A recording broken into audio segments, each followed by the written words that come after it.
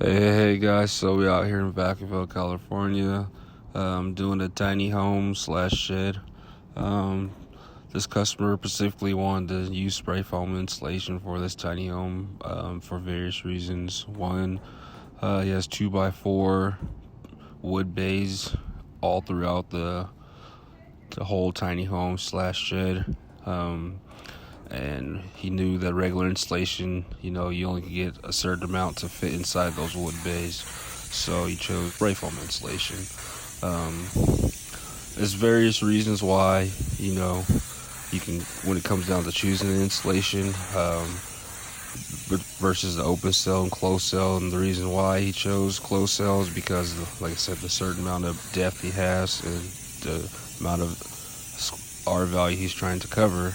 It wouldn't, with the open cell, it won't reach the expectations. So as you see in the video, he chose closed cell spray foam insulation. It compacts it in the bays more tighter to where you can fit the correct amount of R value into the exterior walls that you need to, so that it can help the whole process of the heating and cool area.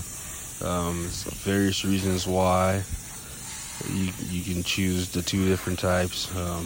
We've done plenty of jobs to where some could be the same but not similar. It could be 2x6s, 2x8 studs, to where you can use the open cell spray foam insulation to make the right depth sound. So there's various different ways of going when and where to choose the right insulation for your specific project when coming to these type of problems when you're building tiny houses, sheds, etc. Especially if this sheds doesn't have a wall to where you can even stick insulation like regular fiberglass insulation into them. So spray foam insulation becomes the better alternative for stuff like that too, for surfaces that doesn't have wood beams. So yeah. In the video also you'll see, when we spray the walls complete, it shows you our complete process of how we get it flat to where when you go to the next step of putting the sheetrock on the walls, it's nice and flush to where it's not gouging out, because every step of the way matters when you're doing spray foam insulation, from installing it to making sure it's prepped right, making sure it's scraped right to where the sheetrock can fit. It's pretty much various reasons when you get into those steps of the process, so you have to take the right precaution. Yeah, so there's our process of when to choose the right insulations, how to use it, where to use it. There's a number of ways you can use it. It's just which way will be more useful and efficient for you.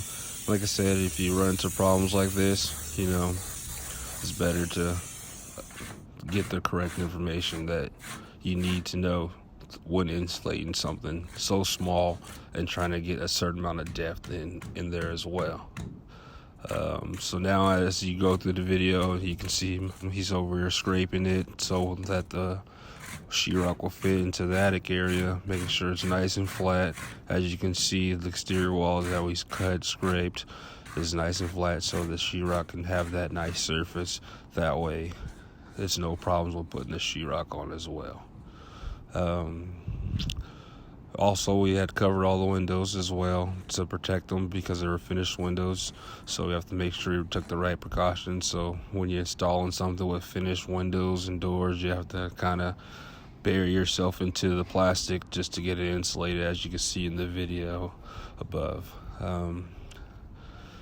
If you have any more questions, click in the link below. Like us, share, subscribe. For more in-depth information, click the link below. Thanks, and have a nice day. Yeah, so we break down. Well, the sheetrock's going up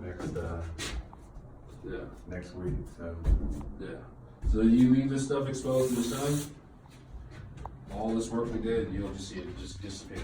really, Yeah. That's why a lot of people with solar do this stuff. It's a go green material. huh?